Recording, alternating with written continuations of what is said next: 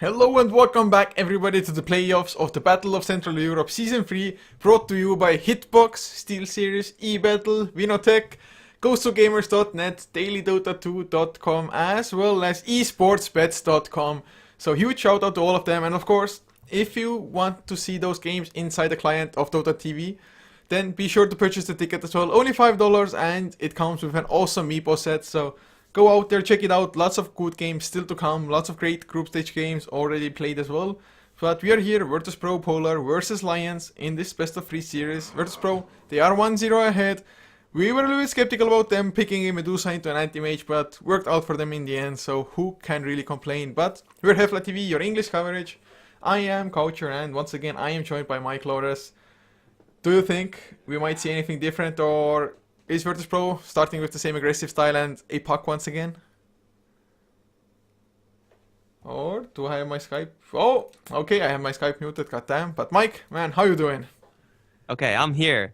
I'm assuming you did the whole introduction thing, so we know that VP.Polar, they're up one game, and man, Lions, the best thing that happened in that last game, I think, was by far Jonathan Fan. His Bat Rider was probably the best thing, but even then, that was just like, he got a couple of blink initiations with the lasso, picked off Illidan a couple times, but Ira going for an Urn on Anti-Mage, I mean, the Brewmaster was also not too impressive. I think Lions really have to mix it up in this game too, because that was not an impressive game one performance. Oh, it most certainly was not. Well, they do ban out the Brewmaster themselves. VP.Pro did ban out the Death Prophet despite having the first pick for themselves. So we might be looking at maybe something like an Ogre first pick for VP once again. Maybe we're going to see that Vengeful Spirit first pick even.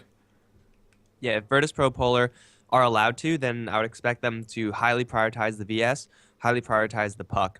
And right now, Lions should be thinking about banning that puck, because that was just a back-breaking hero. The initiation, the blink initiation onto Ira killed him off so many times. It also killed off other heroes as well, but it's going to be Lil's Eldritch Titan, which is a hero that he's also been running a lot.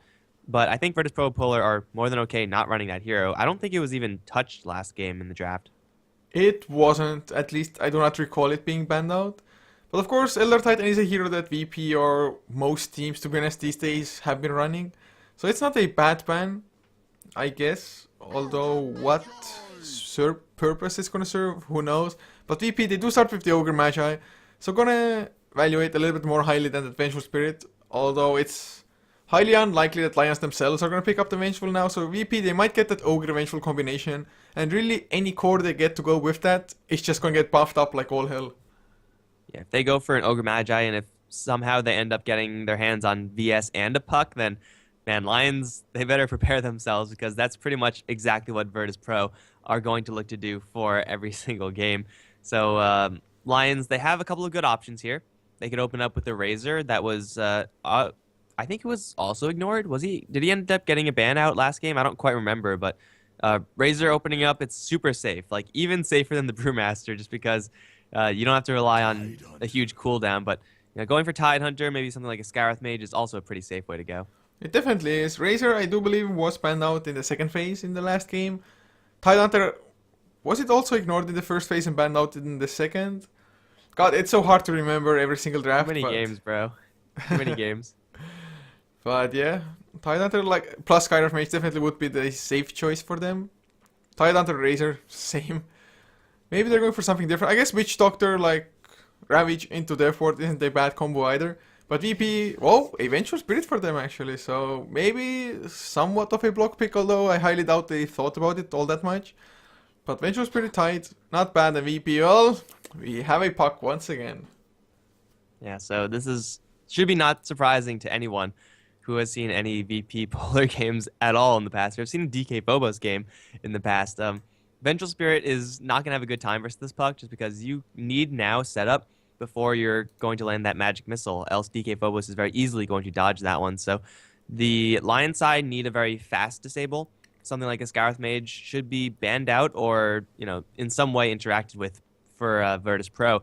Else Vengeful Scarith Mage, that is a devastating combination and just way too deadly. But these are very safe heroes being picked up from the Lion side. It's Tidehunter, who's going to do just fine in his lane, and then Vengeful Spirit, who could actually be aggressive. It's the weakness that we saw in Lions draft last game. They ended up drafting support heroes that couldn't really do anything in order to kill off the enemy.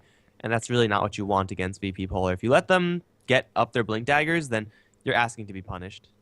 You definitely are, but looking at the next set of ban, Virtus.Pro banning out a Terrorblade.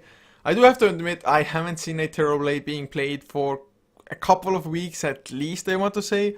Ever since he got nerfed, some teams still tended to pick him up in certain lineups, but still just not that popular of a hero. I guess Vengeful Spirit with the Vengeance Aura and the Wave of Terror for the minus armor as well. It could have been a little bit scary with just all the pushing and everything going on, but really feels like that ban almost came out of nowhere.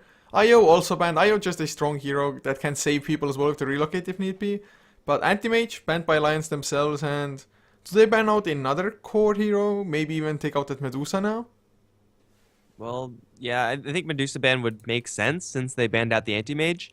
I don't really know why they banned out the Anti-Mage, because I guess they really felt like it, but I mean, there was a possibility, I suppose, for Virtus.Pro to pick up that hero, but it didn't seem all that likely from where they stand right now. But if you're going to be banning out carries, and if you already ban out the Anti-Mage, you might as well go all in and ban out the Medusa as well. These second bans I actually don't think make that much sense. Like, these heroes weren't considered in the last game at all.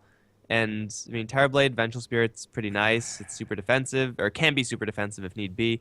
But, I don't know, I just feel like these bans are just powerful heroes being banned, although still Razors in the pool. So maybe someone forgot about that.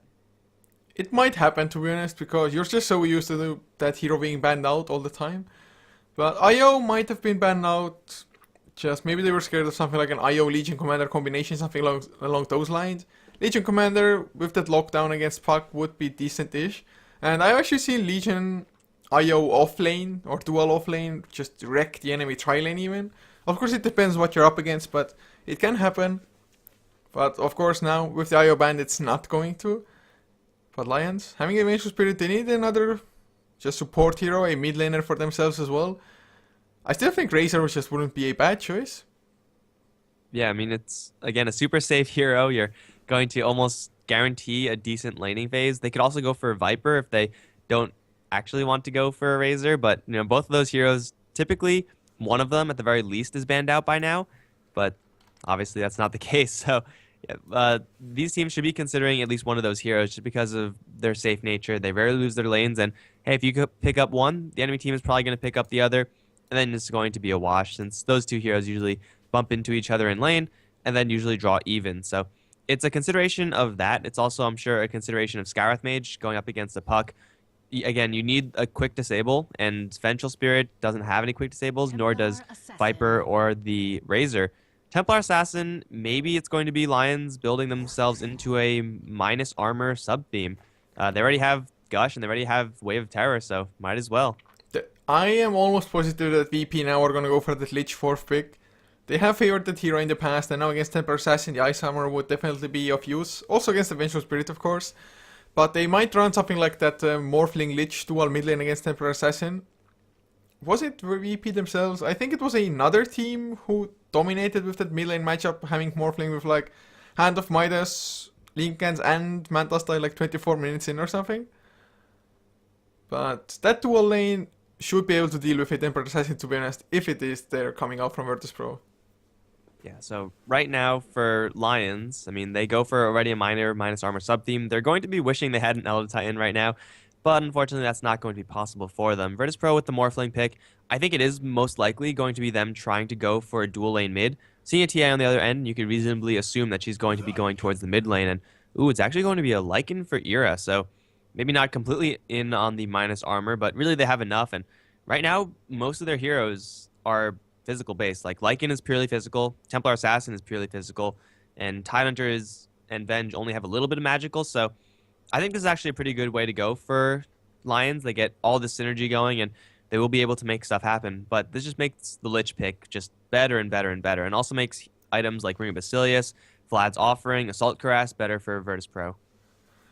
Well, I mean, to be honest, Lycan isn't a bad pick here. First of all, it allows you to push something as well. And with the minus armor coming out, Lycan, heavy physical damage, but not only that, the swap, the magic missile, Ravage, as well as even psionic traps, making it so that Lycan will just have more uptime with his right clicks, can just stay on target a little bit better thanks to those disables and slows. So Lycan might work out. But of course VP, the Puck as well as Morphling, really hard heroes to bring down. And for the Morphling, Ravage might not even catch him. He can just waveform away from there, replicate away. Vengeful Spirit stun might not be enough either, or probably won't be enough, especially if Morphling should go for the Lincolns. Although in this game so far, I don't see just too much point in even going for the Lincolns. You block a Gush and you block a Magic Missile and a Swap, and that's it. It doesn't seem like the best move for the Morphling, but maybe you just want to get that so that you don't get hit by the only stun on the enemy side. The last support pick for Lions has to have some sort of crowd control. I mean, Virtus.Pro, they already have 2 very slippery heroes, and that's pretty bad. But, I mean, you can kind of get some traction because you have so much of a movement speed differential with the Shapeshift and the traps from Templar Assassin. So chasing is definitely possible for the Lion side, but you can't chase the Puck when he's orbing into trees. That just is not going to happen. So they need to heavily prioritize a silence or a stun, ideally here with both or something like that. But Virtus.Pro, they go for a Venomancer, so it is maybe going to be a core Venomancer. Don't really know right now. It seems like it could be decent in either support or a core. Generally, he's played as core, but I don't really see a reason to play him core right now.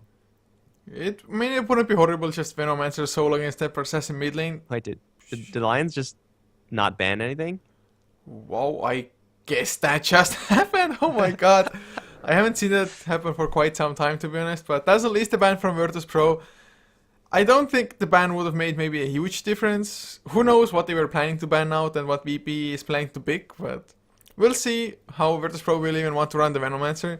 They could also just try to run like an Ogre Morphling, something mid lane, just ignite onto the Templar Assassin to try to take care of that refraction. But VP themselves now with the Venomancer pick, it's not like they have a crazy amount of lockdown themselves. They also have the slowest Puck. Before they get the Dream Coil, it's only the Fire Blast for themselves as well. And wow, a Visage pick as the second support now for Lions. Familiars are good for pushing. More physical damage, of course, to come out. Some Magic Burst with the Soul Assumption as well. But I don't know, I guess it can work out. But wow, VP going for an Axe. DK Phobos picking it up. So it's a Venomancer support, that much is sure. But Axe, is it Axe mid lane against TA? I have no clue, dude. I mean, it now shows that Lions ban would have been truly irrelevant, since I'm like 90% sure that they would not have been banning out an Axe right now. So Virtus.Pro would have gotten what they wanted. I don't really see a huge amount of Axe synergy right now from VP.Polar. I mean, it is very nice against familiars of Visage. If you're going to be getting hit with mostly a physical damage lineup, then you could just tank Axe up, get him, all the armor items, the Vanguard, and he will just be able to sit in the middle of everything and just tank everything. And it's going to be a decent hero in that regard, but man, Virtus.Pro, they have such a wonky lineup now with this Axe. It is most likely going to be a Venomancer as support because it is going to be played by FNG, but I mean, they have still their heroes that they're very comfortable with. Like, Illidan's played the Morphling a million times. Mag on the Puck is like the secondary Puck player for VP.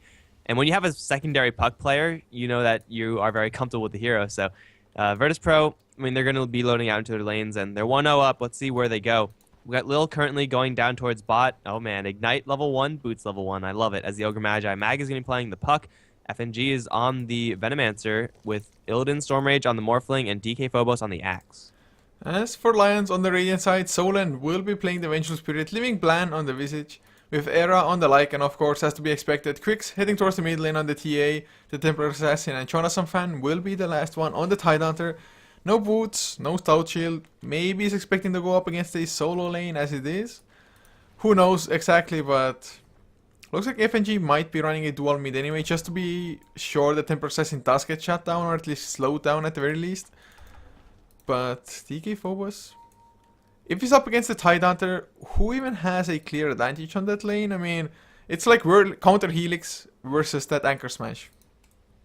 I mean, Anchor Smash is usually the best thing for Tidehunter to win in melee versus melee matchups. That being said, Axe doesn't actually use his Axe to hit things that much. It's mostly counter Helix doing the damage, and you can't reduce that with Anchor Smash. So I think this is still going to be a pretty good lane for the Tidehunter, since he is just so tanky and he will have a very spammable nuke. But DK Phobos will be able to put a lot of pressure on this Tide. Like, this is probably one of, if not the toughest matchups for Tidehunter in lane. And DK Phobos has a crap ton of regen as well with 6 tangos, with the Ring of Protection and a Stout Shield. He's very ready for this matchup, and I think it's going to be pretty well, going pretty well for VP on this top lane.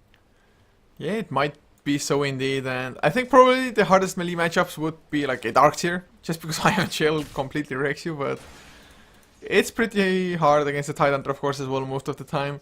Bottom lane is going to be a dual versus tri lane. Lil has to be a little bit careful on the Ogre. Magic Missile into Soul Assumption plus Era. If you right click that, it starts with a Grave Chill. Nothing will come of this. Mag though, I think even Puck might be a little bit of an easier target if you somehow get the Magic Missile to connect, but that's the hardest thing. I mean, Puck, or even skilled up that phase shift on the first level just to make sure he can dodge the Magic Missile if needed.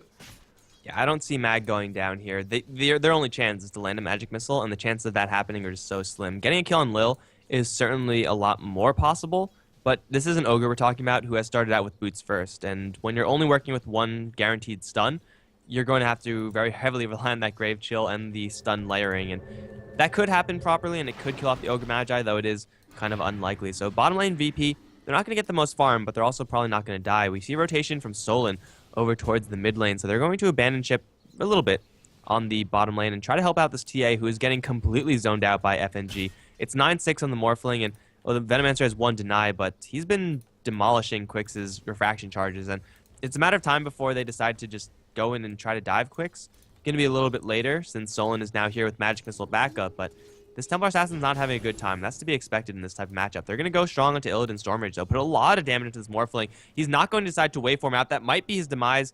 No, he's going to Strength Morph, and he will be just fine, albeit barely. That was way closer than I expected it to be, Morphling. He felt a little bit too safe. Of course, he didn't want to use any mana for the waveform, but still no bottle, whereas Quix already has his just because he was rushing it so heavily. All top. Jonas and Van going to get chased down. Level of Battle Hunger being grabbed. And Tidehunter, oh, he's going to be dove right now. He can't get too close to Phobos. I don't think this Battle Hunger is lethal. But, man, a call into 2 spins, and Tidehunter all of a sudden is very roughed up and suddenly acts as Tranquil Boots. Mid lane, FNG dropped down to like 6 HP or something. So, surprisingly enough, only a Vengeful Spirit being there helps out enough for them. Of course, Quix does do a lot of damage with just that refraction, or those refraction charges. And Venomancer has to be playing it a little bit more safely, although they have the bottle coming out now, I think. So, might be enough. Even Lil tried to come in, but everybody had backed off by that time already. So, no first blood quite yet, although so many people have dropped low already for both sides. Yeah, very delicate situation. No! That was not a kill that I expected. I was not looking there, but Quix, with the Psyblade spill, ended up getting a kill on the Morphling. And Morphling certainly didn't expect it either, since Morphling should not be dying in this scenario versus TA. He just had his bottle flying out. He needed a couple extra seconds. Bottom lane, Blunt drops low as well, but the Illusionor will not connect, so there won't be a follow-up either. But spill damage, it's not a choke. TK Phobos got another Berserker Skull onto Jonas and Fan. Just a few counter helixes, and Tidehunter drops solo, but he has his own bottle, so he's gonna be just fine. Whereas DK Phobos running a little bit low on mana soon. Does have the magic stick, but that's not gonna sustain him for too long, to be honest. So it is a first blood for the side of Lajons, but looking at the last hits, specifically the top lane, still VP.Polar coming out ahead. They're coming out ahead on all 3 of their lanes, actually, with Morphling doing very well. Puck is actually doing remarkably well down on the bottom lane. And, you know, even though the Morphling did go down solo, it's not a terribly huge deal since he's getting so much last hits. Rain is on the chase, though. Quix is getting on the run. Rain is going to salve up. In the meantime, Illidan is killing off the Vengeful Spirit. Rain will be brought down. Double damage rune onto Quix, but here comes Lil. There is a meld, and there is no true sight. But Quix, I mean, as long as Ogre just stays here, I don't think Quix is going anywhere. He's going to actually get Fire Blasted. He will block it with a fraction. Now the Ignite is on him, so the defensive charge is going to be burned through pretty quickly. Quix is going to take a little bit of damage, but it looks like he will be fine. It's now 2 for 1 in favor of the Lajons side, but now Quix slowed down by a Gale, sticking around for maybe too long. He does have Meld, but there's a Sentry now, and waveform forward. Quix is guaranteed to fall. Solon in a little bit of trouble as well. Morphling going to hit stunned up with the Magic Missile, but now Solon's completely out of mana, and he doesn't have teleportation support incoming. Morphling, he has bottle charges. He just needs a little bit more time for right-clicking Solon. In the meantime, FNG is tanking the tower. This Veno might be going down here. They had 1 point in Plague Ward. They can get this kill so easily, but they will get it in the end. Just took a little bit longer. Really nice dive and the bottle, of course. He was waiting for the range creep to stop right-clicking him for the Morphling, so he could get the full value out of that bottle. So he played it just on the edge, but worked out fine for him. So they get the retaliation in the mid lane. TA, he can be strong, but Venomancer is just such a counter to him and hasn't even gone for 2 points into Venomous Scale just to make sure that, well, you can get some damage out of that spell as well, not only a slow. And you need the damage just to take care of refraction charges, which are level 3 now. Top lane DK foes might be in trouble. Berserker's Call might even get the counter heal. Calling Blade, he gets the dunk. Can he go for Bland? Under the tower might be a little bit too aggressive, but not enough mana for a soul assumption. 5 more seconds, DK Phobos keeps on going. Berserker's Call, 4 seconds on cooldown still, and the Grave Shield will get Bland out. But he just got a solo kill against 2 heroes. Yeah, and he played it very smart following. He didn't issue an attack command versus the Visage just so the tower would keep off of him. It was possible that he got the kill, but very unlikely. Oh, and now DK Phobos with one of the most dangerous runes you could find as an axe. And Quicks is going to be on the receiving end. There are not that many Radiant creeps here, but Phobos, he's going to get the call regardless. And now the Gale, there is a sentry that's dropped. Failed Calling Blade, but they have so many heroes here. They really don't want this Templar Assassin to get anything. So much revenge, so much salt from Illidan's previous death on the mid lane.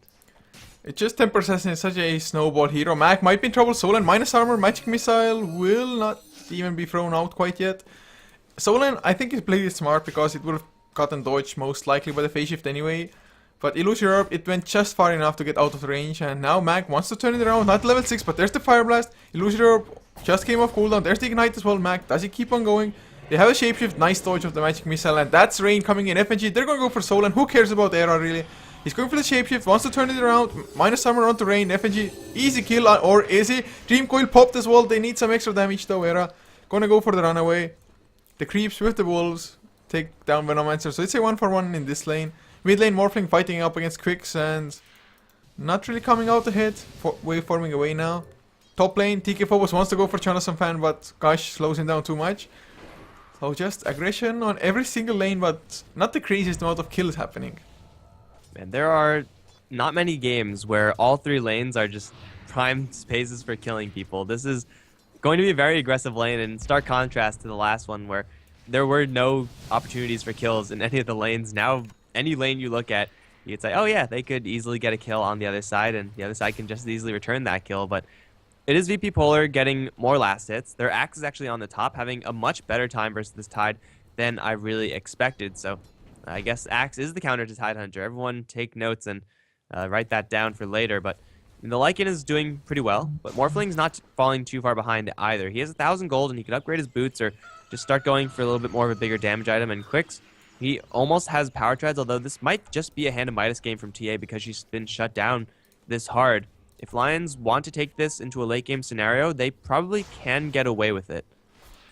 It is highly likely. I mean, the supports, Visage for example, is also pretty great in the late game stage.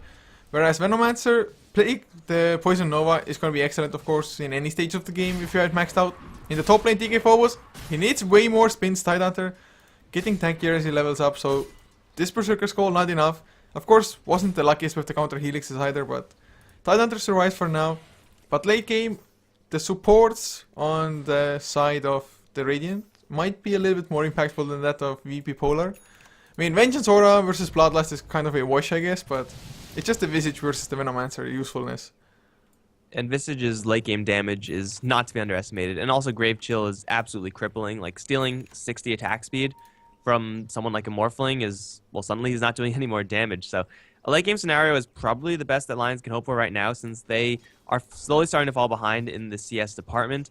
They have to try to accelerate themselves. Power Treads is the pickup instead for the Templar Assassin, and I mean, you do want your TA to be fighting early. Maybe it's a little bit too early to say, screw it, we're going for late game, but I don't know if it's going to be possible for them. It's definitely not going to be easy. Jonathan is going to get jumped up on top. He has an Anchor Smash, has a Ravage. Going to want to go for FNG, but the Gale's a little bit too strong. He will pop the Ravage. Anchor Smash, one more hit. That's going to be a kill for Jonathan. Here comes a couple Centaurs to help out, and now Tidehunter, well, he's going to be chased down. There is the Calling Blade. Tidehunter with no more head. Axe is going to make it a 1-for-1, and it's actually okay that they lose the Venomancer. Obviously, that wasn't part of the plan, but it's still a support for an offlaner. Yeah, not only that, Ravage also on cooldown now, so VP.Polar, they should feel rather safe in just diving any towers they choose. I think Axe not going for a straight of Blink Dagger is also the smart choice in this game, but Morphling kinda get the kill, never mind, just waveform away. Solan doesn't have the swap back, he's only level 4, 10 minutes in, and suddenly Mac, he has the Blink Dagger on Puck, has a haste rune as well. If he just TP'd anywhere, could get the kill potentially. But gonna stay safe on the bottom lane, just maybe push out the lane a little bit, force Lions to react rather than going for anything yourself. But TK Phobos on this axe is extremely scary. Has that Vanguard, I think he's not gonna go for the Crimson Scar immediately, just go for Blink and then finish up the Crimson Scar most likely. But his survivability, his tankiness, Lions might just not have enough of anything to deal with him. And this is like axe that's incredibly stacked. As far as axes go, very farmed. As far as heroes go, incredibly farmed. Like 10 minutes with the Vanguard and Tranquil Boots is already pretty good. With almost Blink Dagger, that's even better. Jonas Fan is going to get pulled back into Mag. There is a coil, but they really don't want to use it onto just Jonas Fan because they did see the wave, so they know there's someone else here. They will try to chase down this Tide. They will use the coil in the end. Don't have a Calling Blade, or they won't use a Calling Blade, but it's not going to matter because that's going to be another kill for Phobos, and now it's going to be his Blink Dagger picked up. It was a very slow kill on Tidehunter, and that's kind of to be expected, but now that Axe could actually leave the lane and start contributing elsewhere, VP, they're going to turn up the aggression, and this is just going to be, at the very least, buying more space for Illidan. He's already been having a very good time in the mid lane. He's second in net worth, and he's 2-1-2, but a little bit of support from an Axe never hurt anyone. And that's going to be a Hand of Midas for Illidan now as well on the Morphling. A rather late one, but it's probably going to be fine because Axe is just going to create all the space for him for that Hand of Midas to start paying off. Does Temper Assassin have his own as well? Never mind, just went for Power Thread, so no Midas for him, which means that VP, if they're ahead and they're not going to get punished for that Hand of Midas on the Morphling, they're going to just pay the price, heavily so most likely. And top lane, the kill that just happened with Tidehunter as well. Lions, they were the ones that had the supports rotate in first, but since they were actually rotating from a long way away, they didn't even make it there because the TPs of VP just came out before. And now, oh god, Jonas Fan, don't go near the creep wave. There's the Venomous Scale. Blink Berserker Skull as well. First spin. Is he gonna get a few more spins? There's the second one as well. If there's a third, it's gonna be enough road to chase Jonas Fan down. He's trying to bottle up. There's the third spin. Didn't think it even connected. So Tidehunter, he's gonna survive. And Rain suddenly, he's on the run. They have the Ravage as well. TK Phobos. Is he gonna go down? Can he get another Berserker Skull? A Blink Berserker Skull needs those spins. There's the Culling Blade because it's level 2. And they get the kill in the end, of course. Tidehunter, man, he's just so damn tanky, even though he doesn't have any strength items apart from the Iron Branches. But VP.Polar, they just play it so patiently and get the kill in the end anyway. There aren't many gank attempts that result in 2 Blink calls, and well, now they're going to go for Solon. Coil's already been used, and Solon is literally up Shit's Creek without a paddle. Maybe not literally, but for the most part he is. Venomancer's going to take that one down, and now DK Phobos. He doesn't have that much mana, but really doesn't need mana in order to counter push, although the tower's already dead, so it's a little bit late as far as that is concerned. Easy kills on the Tidehunter, and though he is like extremely tanky, he actually took a remarkable amount of time to go down. It is still him going down in the end. Lil and Rain, FNG, going to now mess with Jonas and Fan. No multicast on the first Fire Blast. Now getting hit with the Gush. Jonas and Fan should be able to get this kill, especially with Templar Assassin rotating in. Lil is doomed to fall. Is there going to be any rotation from VP? No, they're going to let him fall. And, I mean, it's a nice little pick off for Lions. It's any kill right now is so desperately needed from them. They do have a Midas on TA, so they're going to start to take it later, perhaps. But Ira, he's holding on to 2,100 gold, but he's not doing too well. And Ira without farm is not too happy. There's more chance that he's going for a straight up Hand of Midas of his own as well. If not, most likely we'll bet the Necrobook to just get some pushing power. Mana burn, not going to be too bad either. Just because Axe, if he jumps in with the Berserker Skull into the Necro units, first of all, he might just kill off the Necro Warrior and take 600 pure damage into the face. And also just lose all of his mana with the Necro units right-clicking away at him. So that means no Culling Blade, and Culling Blade, if you get it during the team fight, get the extra attack speed. There's the Ravage Gush onto Rain. FNG goes down first, Jonas Fan. And DK Phobos, he doesn't even want to retaliate just because he knows he wouldn't have any backup himself. So another Ravage for a kill on support this time around. Well, that kill on Lycan, that was pretty fast. He was pretty healthy to start things off, but now the Wolves actually chasing down Mag. They might actually get this kill. One more hit. Yes! Lycan gets a retaliation kill, posthumous kill there, but I don't know if it's going to be enough because top lane, they're going to have reinitiation. Blink call, it's going to actually miss, but Jonas Fan is literally has nowhere to go, so he's just going to get constantly beaten down by everyone, even getting decapitated. Phobos now on a mega kill spree. And he's going to look for more, though he won't really find anyone. But, you know, just VP very easily taking down Lycan. And Lycan, at this point, is probably the worst hero for Lions to lose. Although TA certainly up there. They can't afford to be losing these heroes without good trades. And killing off a Puck is a decent trade. But, I mean, the Tidehunter going down after previously killing off the Venomancer, not a good trade because this Ravage is so desperately needed for Lions. Not for small skirmishes. They need it for the big fight. And if a big fight does break out, I can see Lions taking it. It's going to be hard for sure, but if they dodge the axe call initiate, then a Ravage is still going to be a huge asset for them.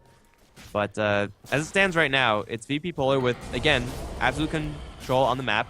Now they're going to try to go for Era down bottom. It's going to be close. Culling Blade, yes, just in time. That was the longest Culling Blade I've ever seen, but kill's a kill.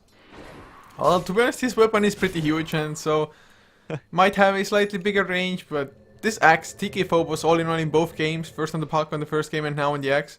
He's playing so ridiculously well, 6-0 and 1 as well, just setting up everything, and he's getting more tanky as we speak. Crimson's card has enough gold for it, has the buckler already as well, 1.8k, so can go for really anything he wants afterwards. Is there a specific item you would like to see? Is it just Shiva's card, maybe even a full AC for him? I think Shiva's guard is a great way to go. Assault Cuirass against the minus armor of Lions is going to be useful as well.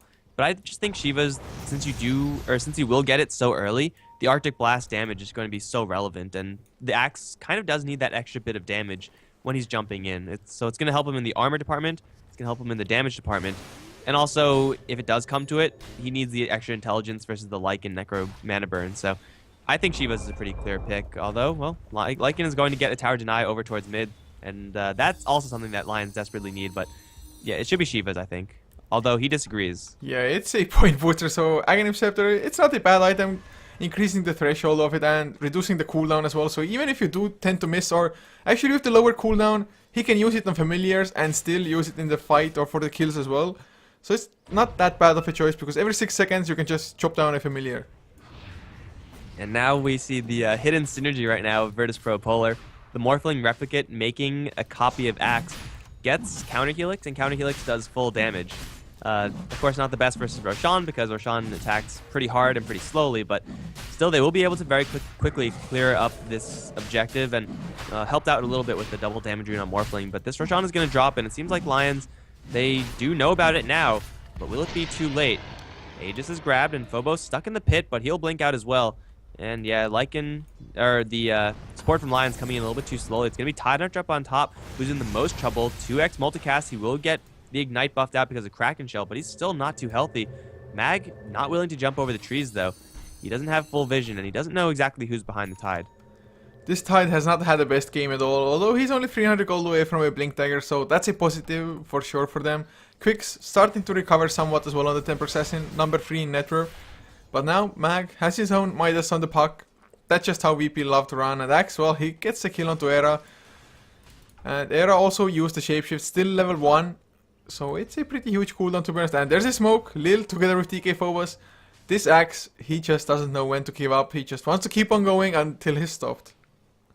And can he be stopped? I mean, they have, again, Lions working with a lot of minus armor, but Axe has 1800 HP. And he has 16 armor. That's insane for any stage in the game, really. But for 18 minutes in, like, I don't think they have enough damage to kill him off, and he certainly has enough damage to kill you off, and Solon's going to experience that firsthand. Has a little bit of help from Lil. Will wait for the perfect chain stun. There's the decapitation, and it's going to be at the trade of a Venomancer down towards bottom, but still they hold their Observer Ward coverage in the enemy jungle, and they get another kill for DK Phobos. This is going to be Axe getting out of control, and Axe as a hero is someone who can snowball pretty heavily, but he's not going to outright win you the game. Like, if you have a 6-slotted Axe, it's certainly very nice, but he will fall off very hard. So VP, they would need to pick it up. Someone else has to pick up the pace, and it's going to be Illidan Stormrage. He has Travels, Hand of Midas, probably the most greedy build you can go for Morphling, and it's not being punished. And do you think that Ultimate Orb is going to be into a Manta style, or is it just maybe straight off Eye of Skadi? Slow people down, get some tank for yourself? I think you should just go Skadi. I mean, you have complete control of the game. You have free farm on your Morphling. You might as well get the biggest item you could possibly buy. I don't mind the Skadi. I think Skadi is just always a good item to have. But looking at the graphs again, it's 8 to 9,000 in net worth. So yeah, it's 9,000 at the moment. XP nearing 10 even, so damn close to it. And look at the towers as well. With a Lycan on their side, Visit Familiars and the Vengeance Aura, they've been only able to push down 1 tower so far. And even that almost got denied by the Axe. So far Lions' draft or just their strategy has not come to shine yet. Although they're going for the tier 1. Mag, he's around with the Illusory Orb trying to just slow things down. But without any additional TPs, this tower won't be defended. They don't know where exactly the Tide Hunter is. They might have seen him in the area, so they know that they don't want to fight into a Ravage, and really there's no reason to because they're getting a lot of pushing going themselves. Illidan is pushing down bottom lane. That tower is very close to death, and mid lane's also taking quite a beating, and there's so far no response from the Lions side, so I mean, sure, Lions, you could have a tier 1 tower up towards top lane, but it's going to be very expensive because it's going to cost you a tier 2 on the bottom lane at the very least, and that in and of itself isn't a good trade. If they lose another tier 2 tower, then suddenly Lions, they just took a pointless trade for them. It just hurt them, nothing else. So they'll defend mid lane, which is very nice for them, but they don't find anything else on top lane, even though they all chill in the area, expecting rotation to come in. The only person who was there was Mag, and killing off a puck with the Lions lineup is damn near impossible. Axe, 600 gold away only from that Aghanim Scepter. There's a Ghost Scepter as well for the Venomancer, I do believe. So they're getting the items and Soul, and oh yo, you're in the enemy jungle with no TP support whatsoever. They might want to go for Illidan though. They're gonna blink in just as the waveform is there. Start strengthening Morph right now. He's just gonna replicate out. He's safe. One meld hit otherwise with him being like at 700 HP. Would have brought him extremely low. Macked out. They want to go for Jonathan Fan potentially. Fire Blast is there as well. No multicast. They're waiting for it. There's the Blink Silence. Illusion Orb as well. Come on, Dream Coil, never mind. They're not gonna go in too deep. As in the mid lane, Venomancer, he's gonna go down. A little bit unfortunate, but not the worst. I mean, support only after all, and Illidan does make it out. Yeah, it's a kill for Lions. They don't end up losing anyone. Axe a little bit out of position to help out there. If he was on top lane, that for sure would have been at least one kill for VP, but I guess Axe had his hands full doing something else. He's very close to his Aghanims, as you said, so maybe he just wants to get a little bit more farm, and this is a level 16 Axe right now. So with 650, 660 EXP per minute, he has, for the most part, a maxed out Calling Blade, and well, it will be completely maxed out very shortly. So upgraded Calling Blade, the earlier you get it, the better it'll be, because everyone's HP pool is so small. You can chop them down in a hurry, and then we'll move on to the next target, and the next, and the next. So DK Phobos is going to get that item up, and in the meantime, it is going to be actually a Lincoln Sphere for Morphling. We talked about this earlier. Again, he's so far ahead that he could go for pretty much anything, so it's not the worst, but I don't think it's going to be the best game for a Sphere. Maybe he's really afraid of just getting stunned up by the magic missile, because he's going for that fairly squishy build at the moment, at least so far, although I guess Lincoln doesn't help you too much. Maybe he is afraid of a soul assumption, I'm not too sure. If you go for Lincolns into that E-Blade, maybe it's going to be worth it just because you're going to be strength more, or rather morphing into agility rather heavily. So you want to have that small timing window where you're not going to get stunned for sure with the Lincolns. Maybe that's just half of the reasoning behind it. Other than that though, maybe it's just like, I've gone for Lincolns in like 90 out of the 100 Morphling games I've played, so it's just built in for you as Rain. What the hell was he doing? Wanted to go for a quick solo kill? What? Ghost Scepter keeps him alive, and there's actually Illidan coming in as well. They might even get quicks with the poison damage, freaking him down. DK Phobos comes in just for the dunk.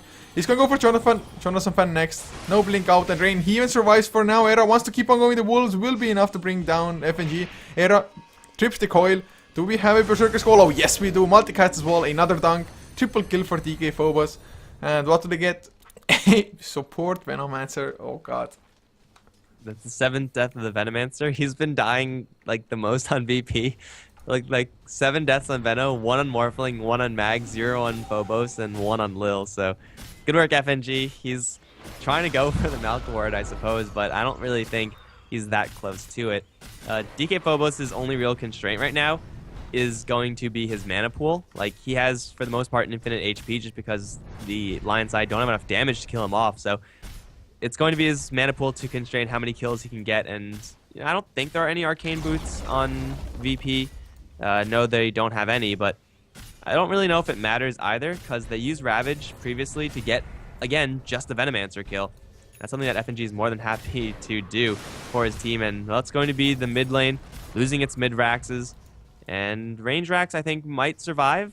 VP might fall back, but I mean, if you lose your melee Rax, your range Rax isn't going to last for much longer anyway, so VP, for all intents and purposes, will take the entirety of the mid lane. Now we're going to try for Jonas and Fan over towards mid. Illidan's going to drop him very low just with an adaptive strike, and well, VP don't have a creep wave here yet, but they have an axe, so killing creep wave is very easy. Do they really keep on going though? Isn't it a little bit risky with Ravage and everything up on the side of Lions? But Solan, he comes in, immediate Berserker Skull. He's gonna go down. The Venom Scale connects on Quicks as well, so Temper Assassin can't go for it. Oh, he misses the Culling Blade, but only 6-second cooldown anyway. Blink from Chonosophan, they clean up FNG once again. Poor Venomancer, 8 deaths already. But Chonosophan, Berserker Skull, there's a dunk. And I don't know, this game just feels like a lost cause for Lions now. And it seems like Jonathan Fan agrees with you. VP. I mean, this game was just as devastating as far as how decisively they won, but this game was just like Axe just running all over them.